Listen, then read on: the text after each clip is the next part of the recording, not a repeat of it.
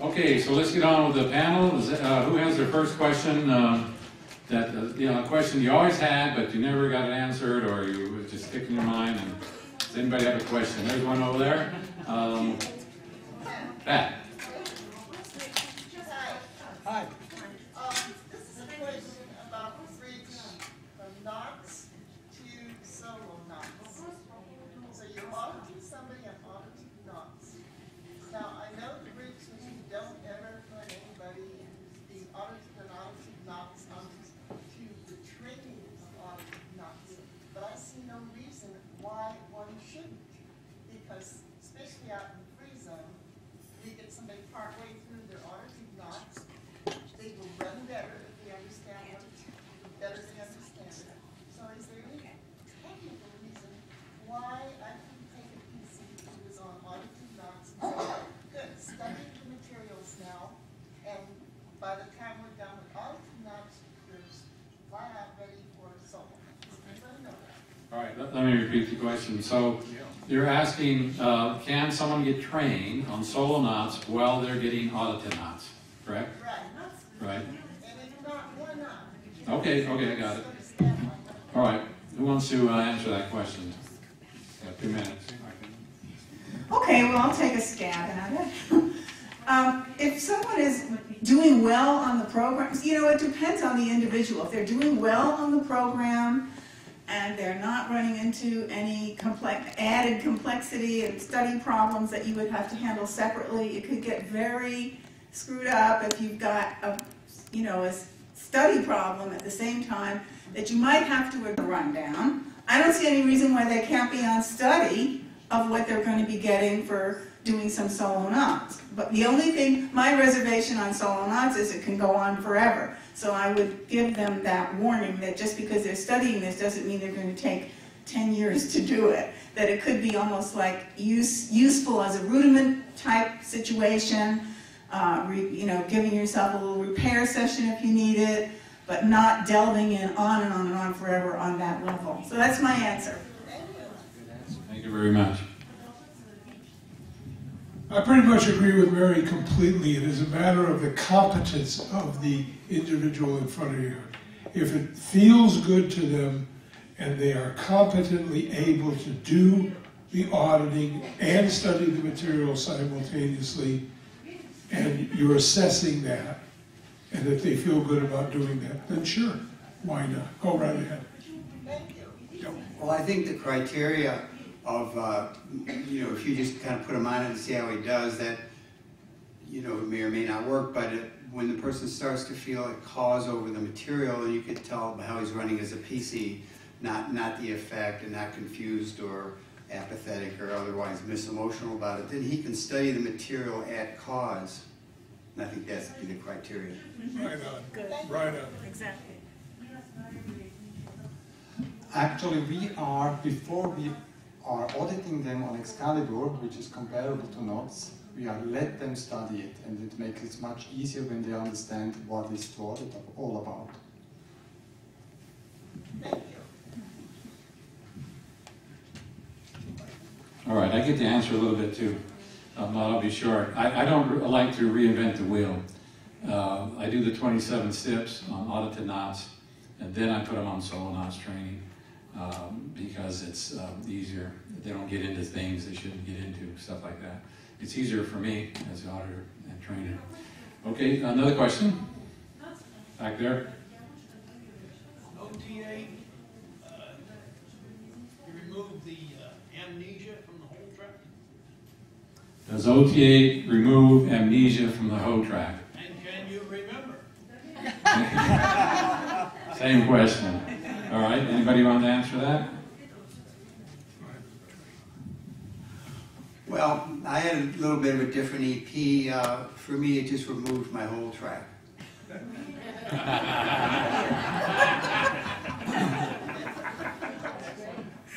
This is an end phenomenon that can occur with it. Personally, my entire time track opened up during my training, and I couldn't recall anything that occurred anywhere on the track.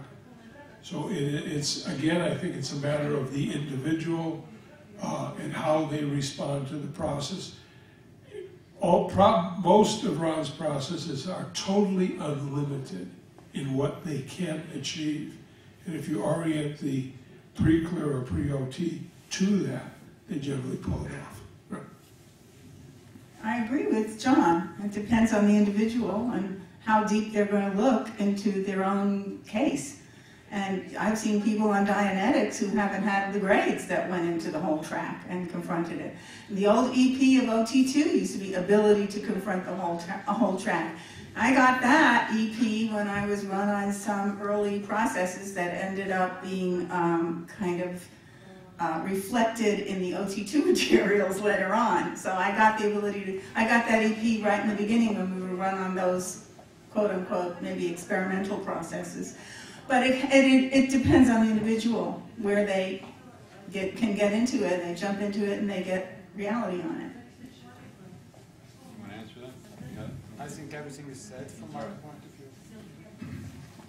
Okay, what I found out that the more the guy does, gets rid of the moments of pain and unconsciousness, which are engrams, when he gets up to OT2 and beyond, it's his memory increases and increases.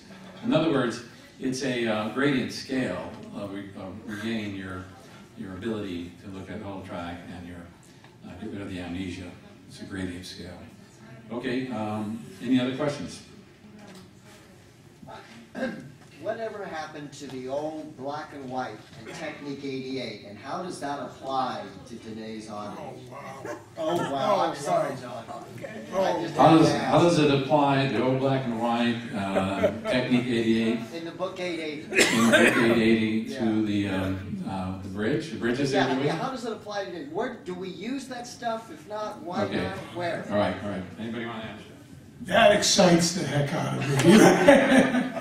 Technique 88 is missing from the bridge. It was some of the most phenomenal tech that Ron ever put together. Where does it apply? From my viewpoint, it applies when you want to do it. You know, when you remember that it exists. Put people on the materials. That is attention control. And God, that is such a fundamental basic that got omitted from the bridge. I have no idea how it got omitted. But as far as I'm concerned, anybody who wants to do it, including myself, right, will put it in whatever level as long as they're not in the middle of something else. Right. Well, I heard an old timer say he was part of the original project doing that, and I said, why did you guys give up on black and white? And he said, because it kept turning on somatics, so we stopped doing it. Okay, so somebody stopped doing it because it turned on somatics. That's why they stopped doing it. Yeah. Against the auditor. So what? Thank you. That which turns it on, turns it off. Right? Exactly, right. All right. It's a CS action. Any of these not added, but older technical actions can be resurrected and put in at any point where the CS determines would most benefit the case. Very good. Thank you for that. Hey, you're so clever. Okay. To answer your question, where Technique 88 and 80 is at, it's in a book called 80. And, Yeah. Right? Yeah, it's And, technique. well, the purpose is in that book that says the purpose is to create a theta clear. That's right. And if you do the black and white and you do all those processes in it, which we've done, you create a theta clear, which we've done, which is, in my viewpoint, way above Scientology clear or Dianetic clear. Right. So they're there. And they're there to do after your bridge, because if you do it after your bridge, you won't turn on somatics. There you go. That's right. I'd just like to say a little more about that, Ray, about black and white processing and effort processing in general. That stuff is absolutely as great as it ever was. In reference to the point just being made about it turn on somatics, they stopped running it. In the current assists handbook, black and white processing or effort processing is actually listed as something that can be used as an assist. I know from personal experience, it's very effective. I experienced quite a bit of black and white processing and effort processing. I went clear on it in 1954. Wow. Oh, Very okay. powerful stuff, and it works as good as it ever did. Yeah, it's okay to use all the processes and everything Thank in the you. books and That's tapes. good info. Anybody else have a question right there? related, there is from PAB 12 details about how running explosions is the ultimate method of using black and white 880. And how does this relate to OT3? If you can answer that to a general audience. To me, it doesn't relate at all. Anybody want to answer that? It may turn on semantics. It may turn on OT3. All right. Any other question right here, lady? Yeah.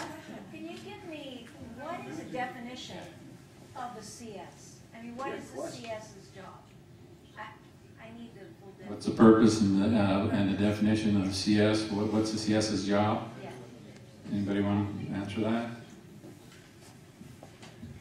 A case supervisor is a third terminal, an exterior view to the actions that are going on between the auditor and the pre-clear, or the auditor and the pre-OT.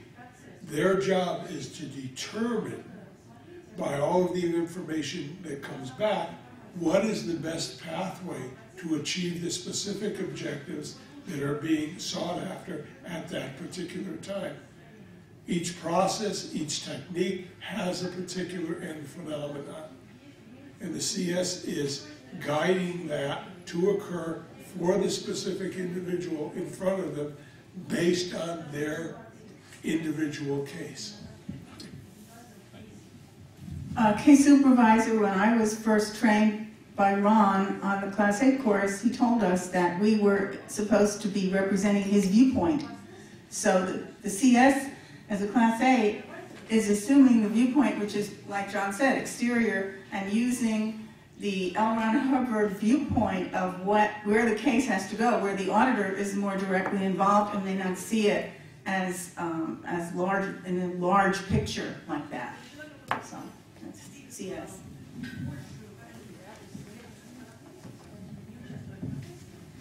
In addition to what was said, I have to say the responsibility of a CS is also to make sure that the tech is available and it's getting applied, and it's correctly applied all over the org, not only for a case.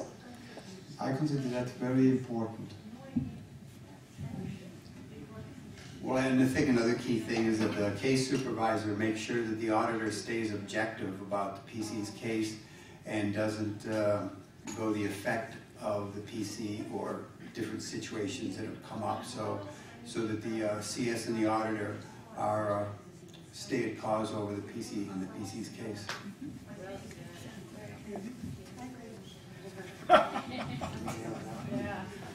Thank you very much. Yeah, it's sort of he's an overview, and to keep the thing going correctly. And if the auditor starts to swirl and not do it correctly, then he can be corrected. I mean, it's a great way to train somebody. Right. Can I see just as an extra question on that, because I know this is a pain to ask a question, but does the CS can the CS really pick up mistakes in a case? Because I've had experience at the Denver org where the CS totally ruined my whole. That's a great point. That's a great point. And she's talking about, does the CS really know what's going on, and can the CS make a mistake? And that's, of course they can. And what I've seen in the church is that the CS is stacked up like this. They're overburdened with and they don't even see. A lot of times I've done internships, AO and stuff. They didn't even see what I wrote. They just wrote something that I can't even read, and the crime officer had to read it, and it was useless. It was useless. So the CS has to be in really good communication, I think, with the auditor and what's going on. So it could be, it could not work if we don't do it right. Can I use up the rest of part of my 2 minutes on that? In the church, it's hard to get a CS that's really going to get the end phenomena for you unless that CS is a very brave being. Because the way they are run and the way they are controlled, there's very low confront on the valuable final product on the admin scale of the tech, which is a free being. So a free being is dangerous. So they have to kind of try to veer away from that in the CSing, and that may be what you ran into. If the CS gives you anything, any instruction that does not result in you and the pre-clear getting better, that is not a CS. The person is not a CS. They're being some kind of ego, some kind of untrained individual. They don't deserve the hat CS. They need to go back and get crammed.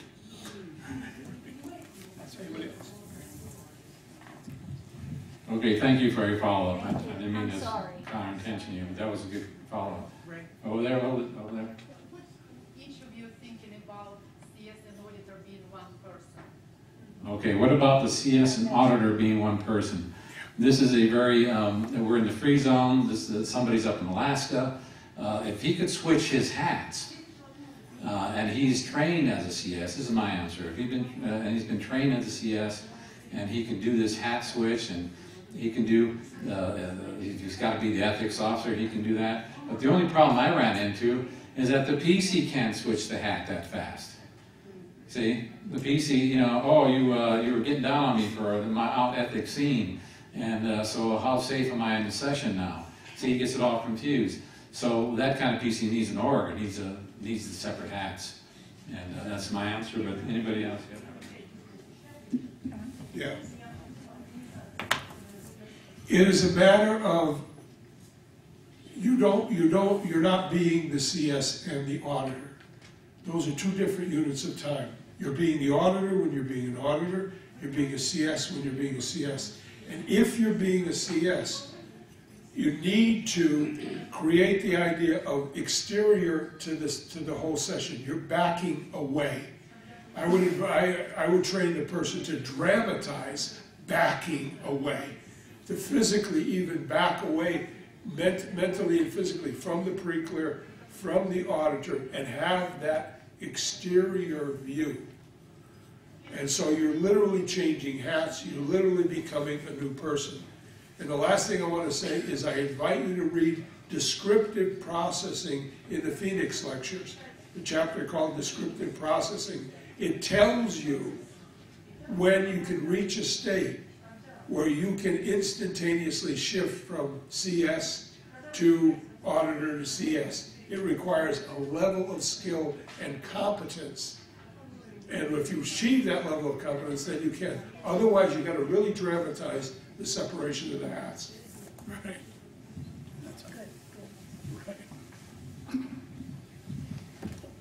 I do not consider it a good solution that the auditor is the CS himself, in any case. The second viewpoint is always much, much better.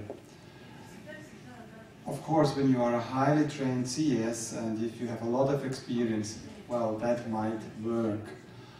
But the problem is this: we are going to train auditors and they very soon think they can do everything and they think they can CS it also themselves. And that is not good. It needs a secondary viewpoint on the case. It needs someone who corrects the auditor, who corrects the sessions, whatever is going on, or also the tech. And I'm in favor of bigger organizations so that we don't have this problem.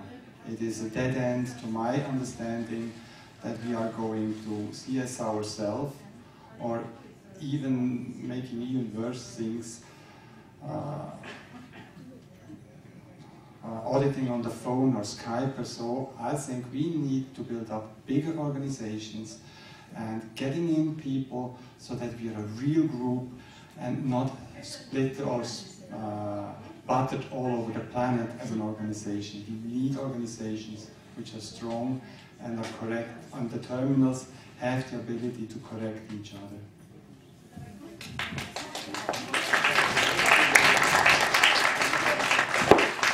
I would like to add to what Johnny and Mary said.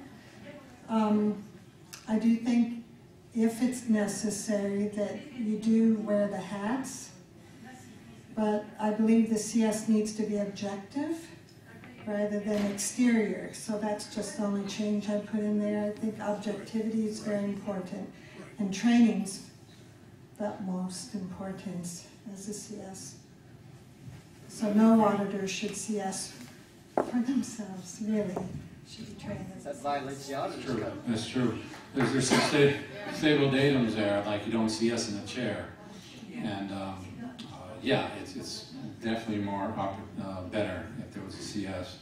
And that depends on you. You have to demand that from the free zone, people you go to. Do I have a separate CS? If that's what you want, that's what you should get. You know, you're paying your hard-earned money, you should get what you want. You're in the free zone. Leslie and I do that. Can a CS like from a distance? Like if you had an auditor and then you had a CS somewhere else, they can CS over the computer, right? If you send them the stuff, right? Yeah, you know, the San Francisco org was doing that. She was saying you can CS via computer. The San Francisco org was actually doing that when I was still in the church in 1990. They were messing up PCs, and I had to go correct them because they weren't able to get the CS in time for one, or actually observe the PC. So I didn't never seen that work too well. I like there's something about being present in the auditing room with that PC that works the magic of communication that makes the auditing work. Okay, anything else? Yes, I agree with Ray that it works. He and Leslie do that for each other, CSing, and Frankie and I do it also. So if he has a PC and he needs some help, I can be the CS for him. If he's just rolling along and doing fine, everything's great, and he doesn't need a CS for every single session, you know, we don't do it like robotically, but we are there as needed. Very good. Also, I want to add that any of these people, I'm sure they're willing to help you. If you have any questions, are willing to be a CS for you. Is that true? Yes. Sure. CSing via a long distance can be done, of course, but it is always a liability. Because suddenly the auditor starts to audit himself and forgets that he should send the sessions. And when you have the CS close by, there's just more ethics presence to get the CS done. On a long distance, I have seen it several times. Suddenly you as a CS, you forget about that, and then 4 weeks later you suddenly get some reports, well, it didn't run so good, and so, and then here you go. So it's a suboptimal solution always.